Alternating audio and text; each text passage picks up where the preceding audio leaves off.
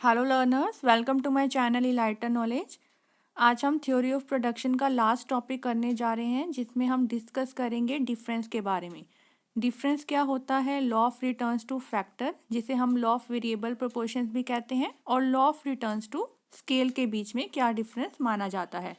आप लोग इन कर्व्स में देख सकते हो, जो आपका रिटर्न्स टू स्केल है वो ये आपकी फर्स्ट फिगर में बताया गया है, जिसमें स्टेज 1 मतलब इंक्रीजिंग, स्टेज 2 आपकी कांस्टेंट रिटर्न्स टू स्केल है, और थर्ड वाली आपके डिमिनिशिंग है। और साथ में ही वेरिएबल प्रोपोर्शंस की स्टेजेस को बताया गया है, जिसमें हम मार्जिनल प्रोडक्ट और टोटल प्रोडक्ट की बात करते हैं। स्टार्ट करते हैं डिफरेंस में। First is law of returns to factor, जिसे हम लोग लॉ ऑफ वेरिएबल प्रोपोर्शंस भी कहते हैं। ये आपका शॉर्ट पीरियड का कंसेप्ट है। Law of returns to factor आपका शॉर्ट पीरियड का कंसेप्ट है, और जहाँ की आपका रिटर्न्स टू स्केल सिर्फ और क्या है, लॉन्ग पीरियड में ही अप्लाई किया जाता है। पहला तो ये डिफरेंस हो गया। सेकंड है law of returns to factor. ये कहाँ पर अप्लाई होता है?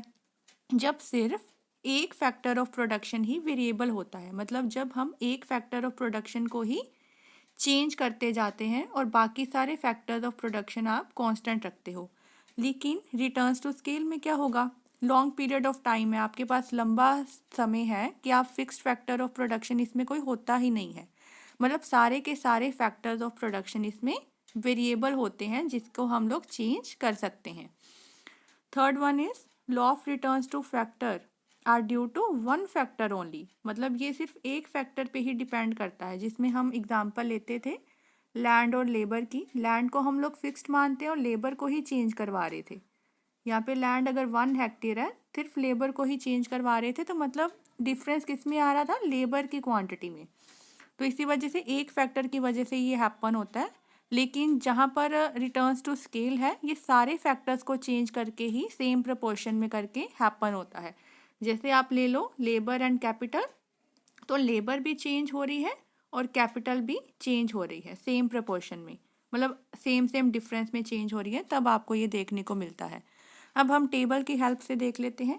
टाइम पीरियड पहला डिफरेंस है।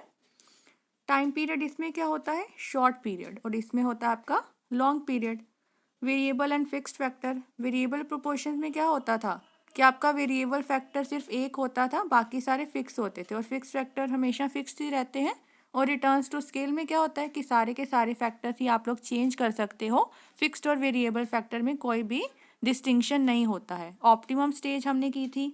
वेरिएबल प्रोपोर्शन में आपकी सेकेंड स्टेज ऑप्टिमम होती है, मतलब सबसे बेस्ट स्टेज वही होती थी प्रोडक्शन की। लेकिन रिटर्न्स टू स्केल में हमने कोई भी ऐसी स्केल या स्टेज के बारे में डिस्कस नहीं किया है, मतलब इसमें कोई भी स्टेज बेस्ट नहीं होती है long run period of time में। बस सिंपल सी है, ये 3 डिफरेंस होते हैं इसमें।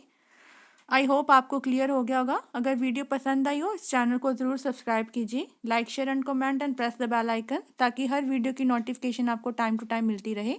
Thank you.